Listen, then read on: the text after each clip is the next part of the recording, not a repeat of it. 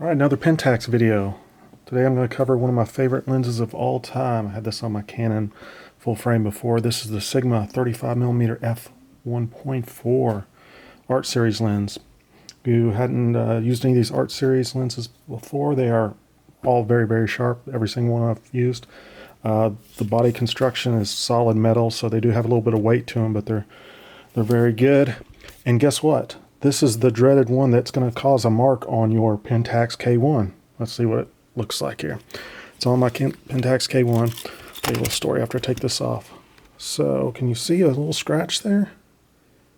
Right, that's the normal part of the camera. There's supposed to be a little scratch under there. You see it? Well, I don't either. So, I ordered this lens. I was like, man, I remember I love that 35mm Art Series from Sigma. I was like, I got my K1. I was like, man, I got to order that up because it has a Pentax mount. I know they have one, so I went ahead and ordered it. They shipped it out. Got the email that it shipped, and like an hour or two later, I saw on Rico's Facebook page or something, they put out Sigma put out a press release that it caused a problem on your K1 and not to use it. And I was like freaked out. And then I saw the picture. There was like a tiny scratch up there where I was showing you. It goes on and off the camera fine. So I freaked out and I tried to call the place I'd ordered it from and canceled the order, but it was past 3 o'clock. They closed at 3. And I was like, oh my God. So I actually called Sigma and they said, yeah, they hadn't really, I guess it was US based, so they hadn't got it copy to look at themselves. They had only seen the press release, but they had a few calls and some people reporting they didn't have an issue at all using it on their K1. So, but others, there might be a tiny little scratch, but he said the Sigma Japan, they want to make sure everything's just, superb, that will fit on the camera exactly how it should and not cause a tiny little scratch. So don't worry about that. Anyway, this is the sharpest lens I've ever used at f1.4 all the way through. It's very, very sharp. So I'd strongly recommend this. I did on my Canon when I had this, you can look back through my archive. I did have this on the Canon 5D Mark III and did a video test. So just video, but you can kind of see the quality of it.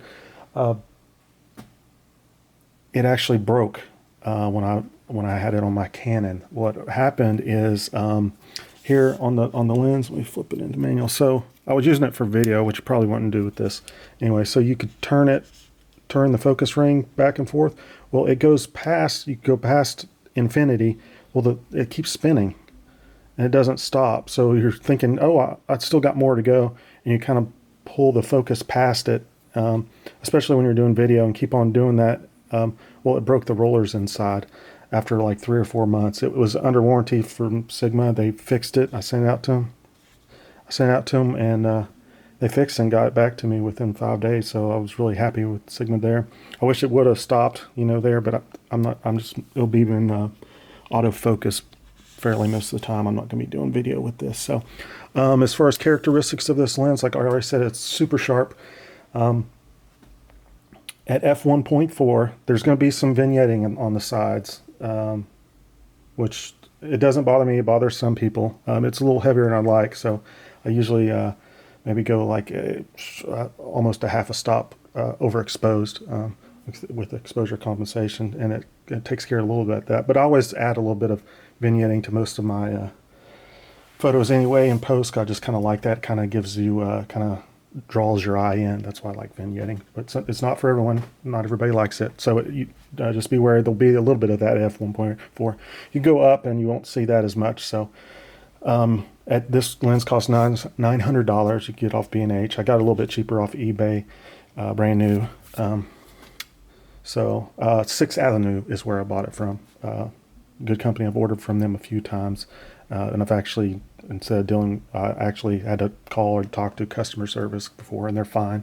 They do a really good job, so I recommend them on eBay. 6th Avenue. Anyway, let's see what else. Okay, so there's that vignetting. I talked about that, and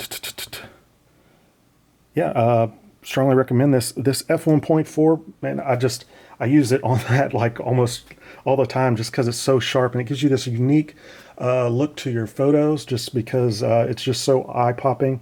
You get that very, very shallow depth of field. So with so many people taking pictures nowadays, you have to find something that kind of makes you stand apart from all these other pictures that are out there. And that's f1.4 does that. It gives you that super shallow depth of field, and just a unique kind of look to your photos. So that's why another reason I like this lens.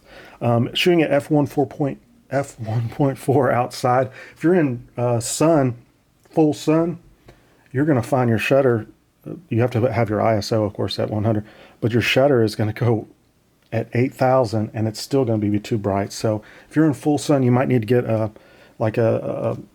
ND ×2 filter to block out a little bit of the sun.